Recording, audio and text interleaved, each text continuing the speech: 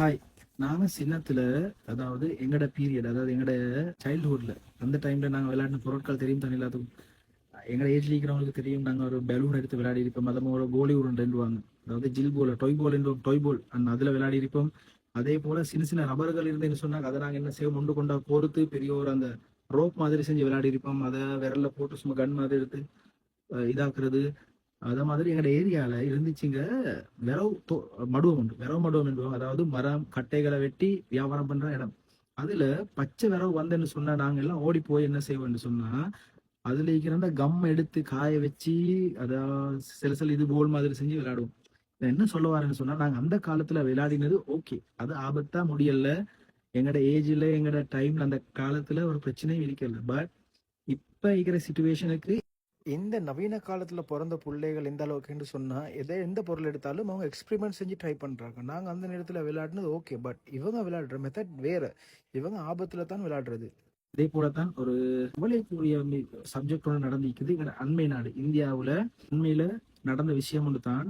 என்ன சொன்னா, அதை பார்த்து கட்டாயமா சொல்லணும், விழிப்புணர்வு வரணும் என்று சொல்லி தான் இந்த வீடியோ எடுக்கிறேன். ஏன்னு சொன்னாக்கா, பேரண்ட்ஸ் மகள் தெரியும் தானே, அந்த பிள்ளைங்களோட ஆசைகளுக்காகத்தான் நாங்க சம்பாதிக்கிறோம், பிள்ளைகளுக்கு கேட்கறதா கொடுக்குறோம். அது பிரச்சனையே இல்லை. கொடுக்குற பொருள் கவனமா புள்ள விளையாடுதுன்றதை கட்டாயமா நோட் பண்ணி ஆகணும். இந்தியாவுல திருப்பத்தூர் என்ற மாவட்டத்துல நாற்றம் பல் என்ற பகுதியில ட்வின்ஸ் பேபிஸ் சோசனாத் சோபநாத் எனக்கு ரெண்டும் பேர்ல ட்வின்ஸ் 6 வயசுக்குள்ள முதலாம் பள்ளியை கட்டுறதா அவங்களோட தகவல் சொல்றாங்க.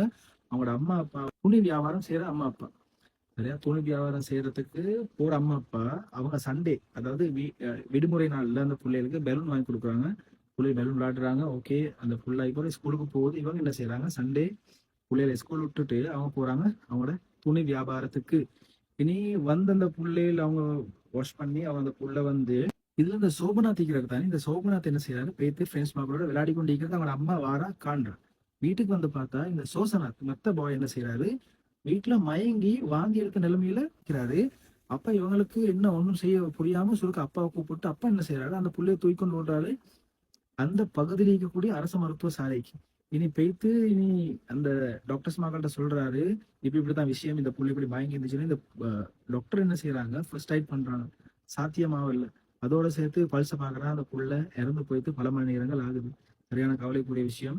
அப்போ இந்த புள்ளைய செக் பண்ண வாயிலுக்கு பார்த்தா நீல கலர் மெட்டீரியல் வந்து அந்த வாயில இருக்குது. அதை எடுக்கிறாங்க. ஒரு இதோட எடுத்து பார்த்தா அது ஒரு பலூன் பீஸ் ஒன்று. இந்த புள்ள அதை என்ன நினைச்சு அந்த புள்ள வாயில போட்டுச்சு. ஒருவேளை சில நேரங்கள்ல பாப்போம், நாங்க பலூனை நாங்க வந்து மூக்கால மூச்சிட்டு வாயால ஊதுவோம். இந்த புள்ள வாயாலே மூச்சு இழுத்தோ தெரியாது, உள்ளுக்கு போயிட்டு இனி கிட்ட யாரும் இல்லையே.